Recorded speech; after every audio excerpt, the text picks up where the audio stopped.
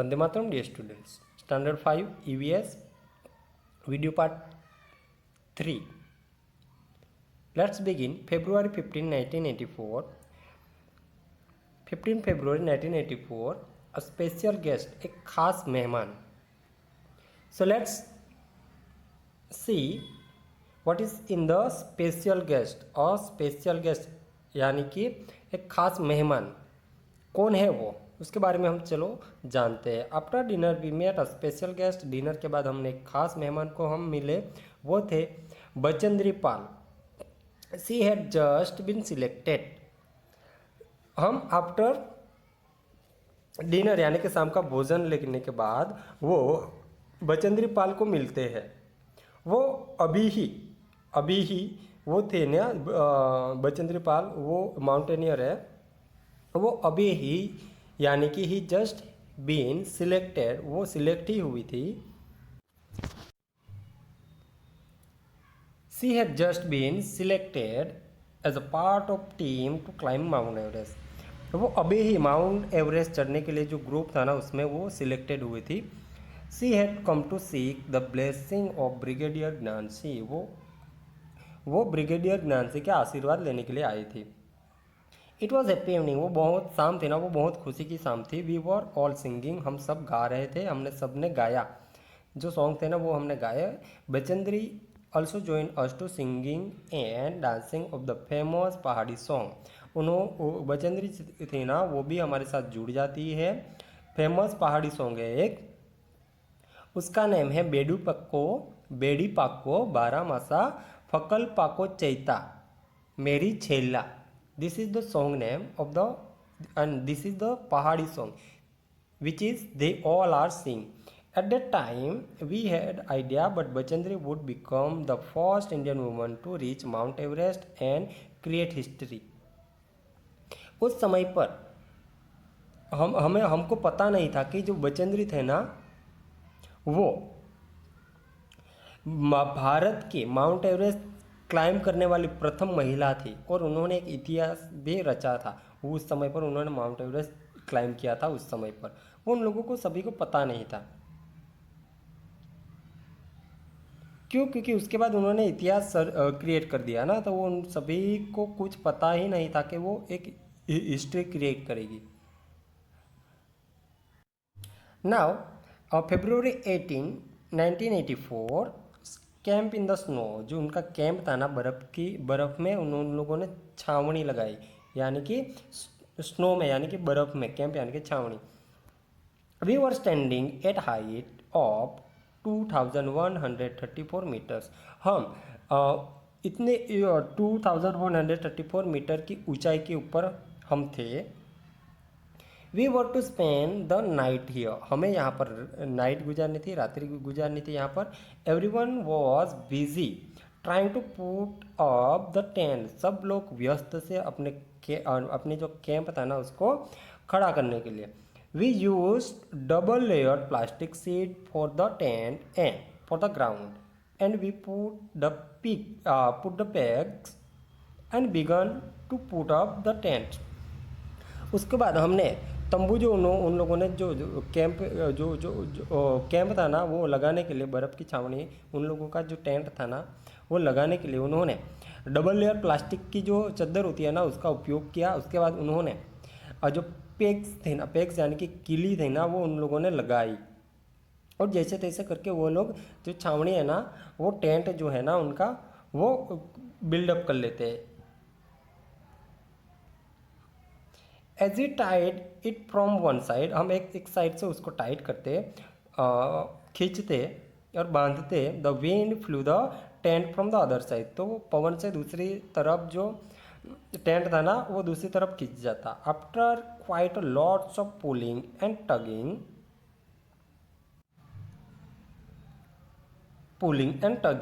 We manage the get the tent up.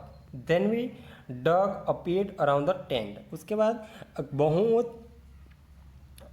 Hard work करने के बाद वो क्या करते हैं, खींचते हैं, उनको बांधते हैं, तब जाके उनका तंबू जो है ना वो बिल्डअप कर पाते हैं. उसके बाद तंबू जो होता है ना उनके आसपास वो पिट्स यानी कि खड्डे, वो खोद लेते हैं।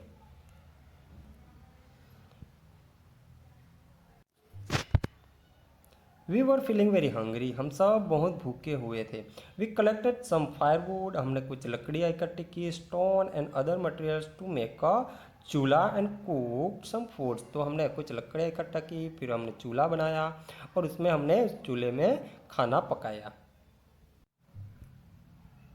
आफ्टर द मील, हमने खाना खाने के बाद, we collected all the waste in a bag to clean the camp site. खाना खाने के बाद जो वहाँ पर गार्बेजेस हुए थे ना, उन सभी को वो लोग क्या कर लेते हैं, वो कलेक्ट कर लेते हैं और पूरा कैंप के साइड जहाँ पर जिस जगह पे वो रुके थे ना, वो सारी जगह वो क्लीन कर लेते हैं।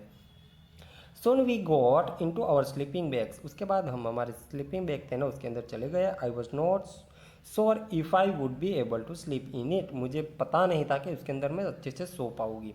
वुड इट बी कम्फर्टेबल, क्या वो कम्फर्टेबल होगा मेरे लिए। Would I not feel cold, क्या मुझे उसमें ठंडी नहीं लगेगी। But the bags were field with soft feather, जो बैग था ना वो छोटे छोटे जो पींछ होती है ना उससे वो भरा हुआ था। Which help in keeps us warm, वो हमें उसके अंदर मुलायम बैग के अंदर जो पींछ थे ना वो उनकी गर्म रखने में उनको मदद करते थे। We were all very tired so very soon we feel asleep, हम बहुत थक चुके थे तो बहुत जल्दी हमें नींद आ जाती है। Next morning we woke up and found that it was snowy. दूसरी सुबह जब हम जगे ना तो बर्फ़ गिर रही थी, स्नोइंग यानी कि बर्फ़ गिरना। तो बर्फ़ गिरती हुई हमने देखी। White soft fluffy snowing flakes very gently falling, यानी कि छोटी छोटी रुई की तरह जो होती है ना, तो स्नोइंग जो होती है वो दूसरी सुबह वो लोग देखते हैं। Wow it was so beautiful, वो बहुत ही सुंदर था। The plants, the trees, the grass and the mountains, everything look white. जो सारे प्लांट्स थे, छोटे छोटे प्लांट्स थे, ट्रीज थे, जो ग्रास था और माउंटेन, सारे के सारे वाइट ही दिख रहे थे। Today we had to climb at the height 2700 meters, आज हमें 2700 मीटर क्लाइम करना था। We walked carefully on the snow with the help of stick, हम स्नो में, बर्फ़ में अपने स्टिक की मदद से केयरफुली चल रहे थे। इट वॉज वेरी डिफ़िकल्ट, वो बहुत ही डिफ़िकल्ट था। बिकॉज वी कीप स्लीपिंग, क्योंकि हम स्लिप कर जा रहे थे स्नोइंग में यानी कि बर्फ़ में। Yet by after yet by afternoon we had reached snow covered mountain, उसके बाद हमने आफ्टरनून में जो पूरा माउंटेन स्नो से बर्फ़ से कवर्ड हुआ था ना वहाँ पर हम पहुँच जाते हैं। We enjoyed throwing snowballs at one another and making big snowmen, हम एक दूसरे के ऊपर बर्फ़ के स्नो बॉल्स बना के, बर्फ़ के बॉल्स बना के एक दूसरे के ऊपर हम फेंक रहे थे और हमने स्नोमैन भी बनाया जो आप यहाँ पर देख सकते हो। Now February 21, 1984, last day at the camp. अब कैंप का लास्ट डे था। We were getting ready for the camp fire, हम कैंप फायर के लिए तैयार थे। Each group presented a program, हर ग्रुप को कार्यक्रम में कुछ न कुछ प्रस्तुत करना था। वी वर एन्जॉइंग, हम बहुत ही एंजॉय कर रहे थे। Telling jokes and laughing, singing and dancing around the camp fire, हम कैंप फायर के चारों तरफ हंसते, गाते और डांस कर रहे थे। सोन इट वॉज मिडनाइट, और थोड़ी ही देर में मध्य रात्रि हो गई। Brigadier Gyan Singh goat up and call me, brigadier Gyan Singh थे ना, वो आते हैं और मुझे बुलाते हैं, मुझे कहते हैं। आई थॉट ओ नो, मैंने सोचा अरे नहीं, what have I do now, मैंने क्या कर दिया। But when sir announce my name for the best performance award, I stood still. जब सर ने मुझे बेस्ट परफॉर्मेंस अवार्ड दिया, उन्होंने अनाउंस किया, he blessed me, tears of joy roll down my face. जब उन्होंने वो अनाउंस किया ना, तो मेरे गाल के ऊपर खुशी के आंसू जो थे ना, वो बहने लगते हैं। What do you think why a pit was dug around the tent? क्या क्या लगता है आपको कि जो पिट्स थे ना, खड्डे जो थे ना, वो टेंट के चारों तरफ उसको डग किया गया हुआ था, पिट्स को डग करते हैं। सेकेंड क्वेश्चन है, beside mountaineering what are others activities that can be called adventurous, why? Mountaineering के अलावा कौन सी ऐसी दूसरी एक्टिविटीज़ है जो साहसिक कहलाती है? This all two question we have to discuss one by one.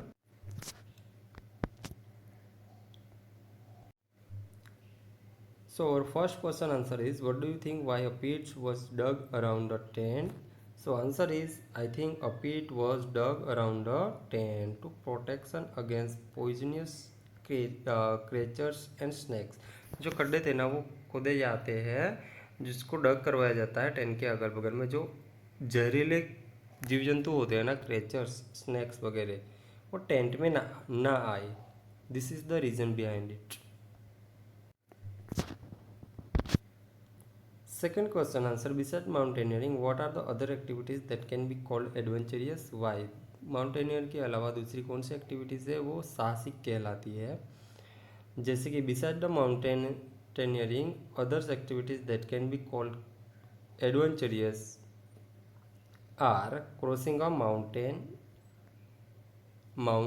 Mountains, rivers, mountains पर्वतों में जो रिवर्स होती है वो क्रॉसिंग करना,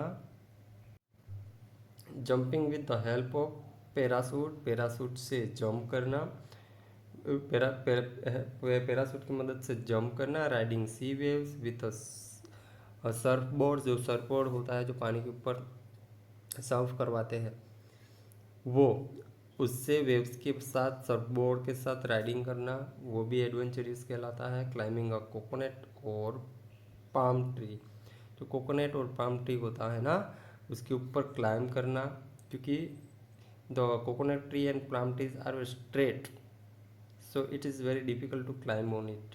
skating on ice covered ground, ice से कवर्ड हुआ जो ग्राउंड होता है ना, उसके ऊपर स्केटिंग करना। This all activities are adventurous beside mountaineering. Now imagine and write, आपको इमेजिन करना है और लिखना है।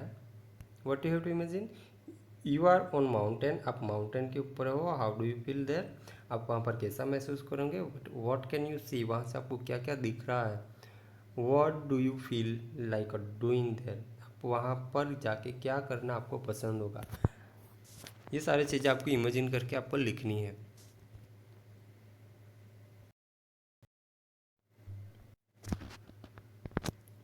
So your answer is, I am experiencing a great feeling of goodness of the mountain.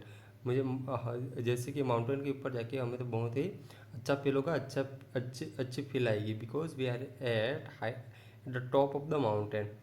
I can see the clear blue sky all around the mountain, हमें mountain के चारों ओर क्लियर ब्लू स्काई दिखेगा। The ground below, the valleys, the flowing streams and waterfalls, special types of trees, the village far away in the valley। तो वहाँ पर हमें grounds में क्या क्या दिखेगा, वैली, खीण दिखेंगी, फ्लोइंग स्ट्रीम्स जो झरने होंगे ना वो दिखेंगे, वाटरफॉल्स दिखेंगे, अलग अलग टाइप्स के ट्रीज़, वहाँ से वैलीज के दूर गांव दिखेंगे, द हाउसेस ऑन द हिलॉक्स के ऊपर जो हाउसेस हो गए वो हमें दिखेंगे। द हॉट्स ऑल अराउंड, जो हॉट्स होंगे छोटी छोटी झोपड़ियाँ वो दिखेंगी। The gods and the ship grazing in the valley, जो खीण होंगी ना उसमें वैलीज में जो सीप गॉड्स होंगे वो ग्रेजिंग करते हुए हमें दिखेंगे। जो ग्रास खाने के लिए आते हैं ना, उसको बोलेंगे हम grazing. The walking man and woman everything look so tiny. जो सारे काम कर रहे होंगे मैन वुमन, वो छोटे छोटे दिखेंगे। आई feel that I am a great height. हमें ऐसा फील लगेगा कि हम बहुत ही ऊंचाई पर आ गए हैं।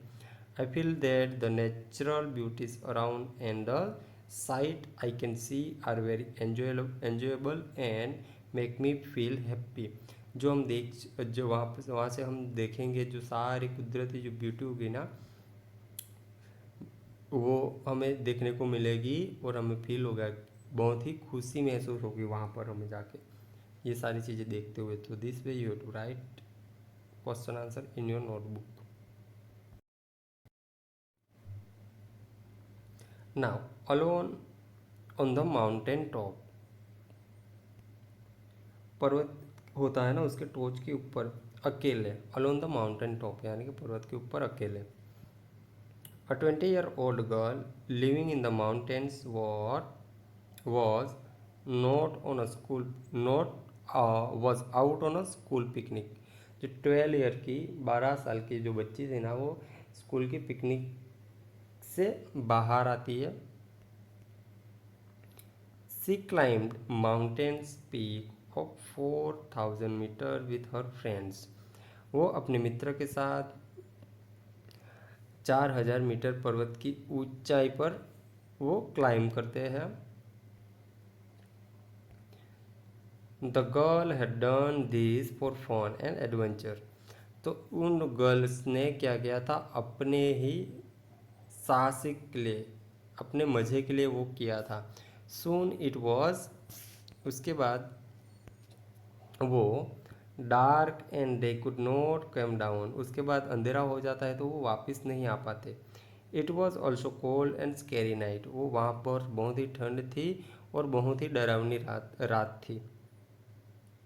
दे were alone without any food and it was long night. उन लोगों के पास खाने के लिए कुछ नहीं था और वो रात जो थी ना, वो बहुत लंबी थी। दिस हैपन टू बचरंगी पाल। बचेंद्री पाल, ये किसके साथ हुआ था, बचेंद्री पाल के साथ हुआ था। When she was young girl, एक जब वो एक यंग गर्ल थी तब उनके साथ हुआ था। उन लोगों ने mount Bachendri grew up in a Nakuri village in the Garhwal area of Uttarakhand. Bachendri Pal थी ना, वो उत्तराखंड के गढ़वाल विस्तार के नाकोरी गांव में वो बड़ी हुई थी। व्हेन सी ग्रू ओल्डर, जब वो बड़ी हो गई, she joined Nehru institute of mountaineering Uttarkashi. जब वो बड़ी हो जाती तो Nehru institute of mountaineering Uttarkashi के वो संस्था में वो जुड़ जाती है। हर guide was brigadier Gyan Singh. उनके जो गाइड थे वो थे ब्रिगेडियर ज्ञान सिंह।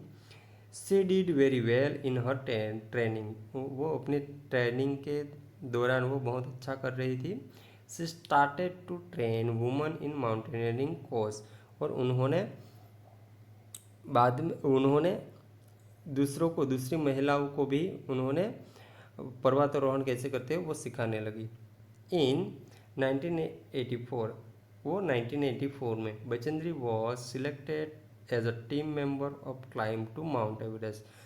उसके बाद वो बचेंद्री थी ना, उनको माउंट एवरेस्ट क्लाइम करने के लिए उसको टीम मेंबर चुना गया।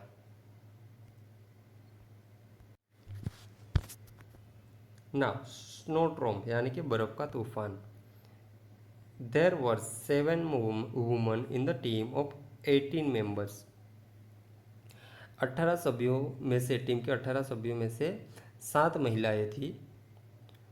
On the night of 15th May the team was very tired after having reach height of 7,300 meters. तो 15 मई को उनकी टीम में से सारे जो थे ना वो बहुत थक जाते हैं और वो 7,300 मीटर की ऊंचाई पर है।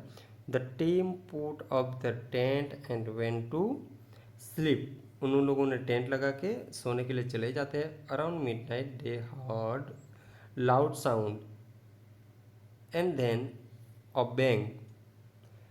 मध्य रात्रि के उसके आसपास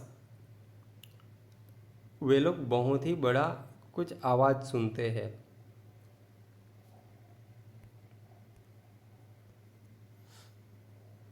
before they were fully awake, जब वो पूरी तरह से जागे, the tent flew off and something very heavy hit them.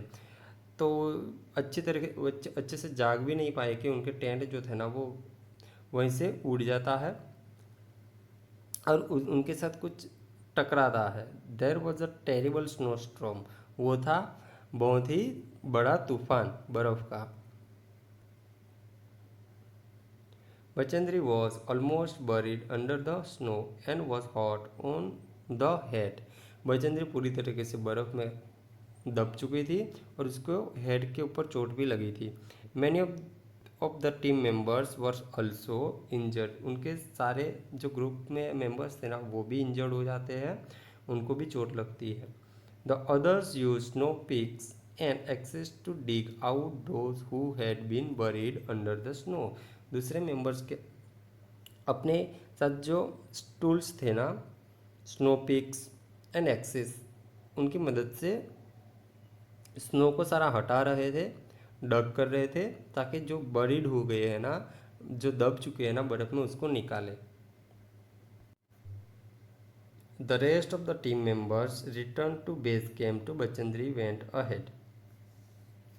उसके बाद बाकी के टीम के सदस्य सावणी में ही रुक जाते हैं, वो वापस चले आते हैं, पर बचेंद्री जो है ना वो वहीं से आगे जाती है। Climbing slowly but steadily towards the peak.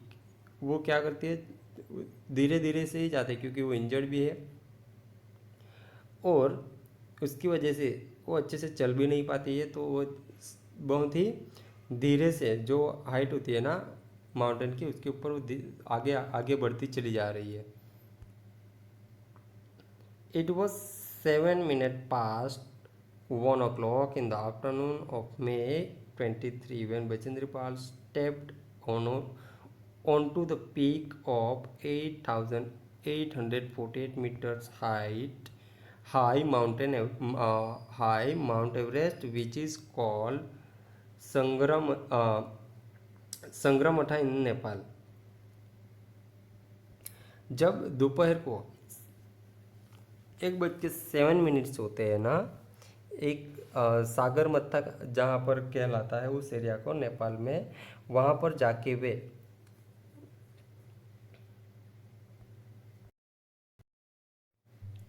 The rest of the team members return to base camp but Bachendri went ahead. बाकी के सारे सदस्य थे वो वहीं से अपनी छावनी में चले आते हैं, पर बचेंद्री वहीं से आगे आगे क्लाइंब करना शुरू कर देती है। Climbing slowly but steadily towards peak, धीरे धीरे चल रही है पर वो पीक की तरफ जा रही है, माउंट एवरेस्ट की तरफ वो क्लाइंब करती जा रही है। It was 7 minutes past 1 o'clock in the afternoon of May 23 when Bachendri Pal stepped on to the peak of 8,848 meter high Mount Everest, which is called सागरमथा इन नेपाल। सागरमथा जहाँ पर जगह का नाम है, उस पिक का सागरमथा नेपाल में है वो। और माउंट एवरेस्ट की हाइट 8,848 मीटर की उनकी हाइट है ना, वहाँ पर वो पहुँच जाती है। वो उनको दोपहर में 23 मई के दिन 1 hour and 7 minutes इतना टाइम होता है ना, वो वहाँ पर उनका पैर जो है ना वो रखती है। There was another team members with her, उनके साथ एक दूसरा अपने ग्रुप का एक मेंबर था। There was no space for 2 people to stand on the top of the same time. वहाँ पर एक ही समय पर 2 जने वहाँ पर खड़े हो, वहाँ के टॉप के ऊपर इतनी जगह ही नहीं थी।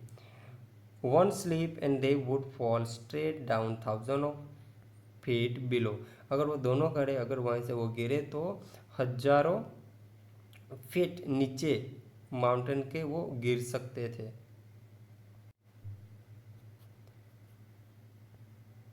Bachendri and her teammate dug into snow and pitched their axes firmly in the ice. तो वहाँ पर वे बर्फ़ को डग करते हैं, पूरा डग करके वे लोग स्नो में पिच बना लेते हैं एंड अपनी एक्सेस के अपनी एक्सेस जो होती है ना, अपने कुल्हाड़ी जो होती है ना, वहाँ पर वो रख देते हैं ताकि वो अच्छे से वहाँ पर खड़े हो पाए।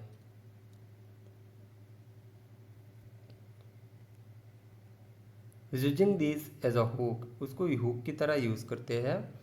दे tied themselves into with a rope, वो उसके बाद उनके साथ जो खड्डा खोद के उन्होंने जो एक्सिस को स्टेडली रखा ना, वहाँ पर वो हुक की तरह वहाँ पर रस्सी बांध लेते हैं और अपने साथ भी।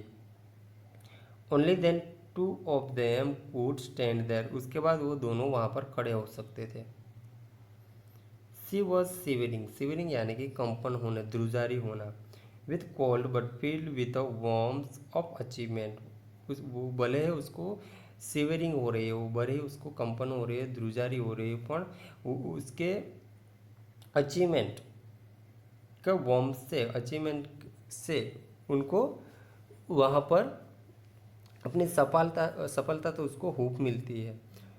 सी bowed her head, she bowed her head, pitch the national flag and took photographs, वो वहाँ पर अपना देश का जो फ्लैग होता है ना, वो वहाँ पर लहराती है और फोटोग्राफ लेती है। She spend 43 minutes on the highest peak in the world, जो वर्ल्ड का हाईएस्ट पीक माना जाता है, उसके ऊपर वहाँ पर वे 43 मिनट वहाँ पर स्पेंड करके आते हैं।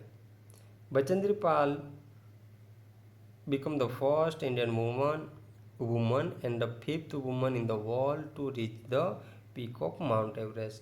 बचेंद्री पाल इंडिया की पहली महिला थी जिन्होंने माउंट एवरेस्ट की टॉच के ऊपर गई हो, और दुनिया में वो फिफ्थ यानी कि पांचवी महिला थी, और उन्होंने ये करके हिस्ट्री क्रिएट कर दी थी। नाउ थिंक, आपको सोचना है, why did Bachendri host the Indian flag on the peak, उन्होंने बचेंद्री पाल ने वहाँ पर क्यों अपना राष्ट्रध्वज था ना वो लहराया था। When have you seen our national flag being hoisted, collect information of our national flag, आप जहाँ जहाँ पर हमारा राष्ट्रध्वज लहराया जाता हो ना, ऐसी जगह के आपको इसी जगह की इंफॉर्मेशन कलेक्ट करनी है। उसके बाद में ग्रुप ऑफ 6-8 चिल्ड्रन, आपको 6 और 8 चिल्ड्रन का ग्रुप बना के design the flag of our group, flag for your group, अपने ग्रुप के लिए आपको फ्लैग बनाना है। Explain why you choose that design, और आपको एक्सप्लेन करना है कि आपने वो डिज़ाइन क्यों चुनी। उसके बाद have you seen the national flag of any other country where, अगर दूसरे देश का आपने फ्लैग कहीं पर देखा है तो वो आपको कहाँ देखा है उसके बारे में आपको सोचना है। तो 1 by 1 we can see the answers of this questions. Now first question answer is why did hoist the Indian flag on the peak, Bachendri Pal hoist the Indian flag on the peak na. So answer is the Bachendri had achieved success in climbing the highest peak of the world, उन्होंने दुनिया का जो पहाड़ है ना mount Everest, उसको दुनिया का बहुत ही सबसे हाईएस्ट माना जाता है, उसके ऊपर उस सफलता के कारण। और she hosted the flag of her country India as a symbol of the achievement and as a mark of respect to her nation, वो अपने इंडिया की थी ना, तो अपने इंडिया का फ्लैग वो वहाँ पर लहराती है और एक अचीवमेंट का सिंबल वहाँ पर प्रस्तुत करती है और अपने नेशन के रिस्पेक्ट के साथ।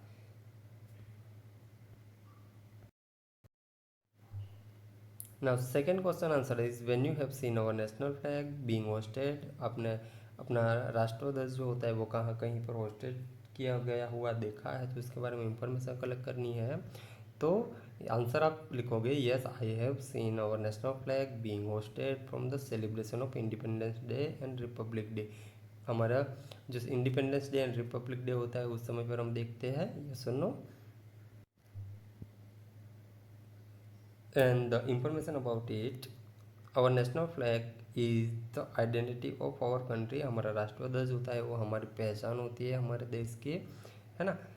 इट्स शेप इज रेक्टेंगुलर, उसका जो शेप होता है वो रेक्टेंगल होता है। देर आर 3 डिफरेंट कलर, उसके 3 अलग अलग कलर्स है, but equally size strips on it, जो उसके पट्टे जो होते हैं ना वो इक्वली साइज के होते हैं। So it is known as the tricolour, इसी की वजह से इसको ट्री कलर बोला जाता है।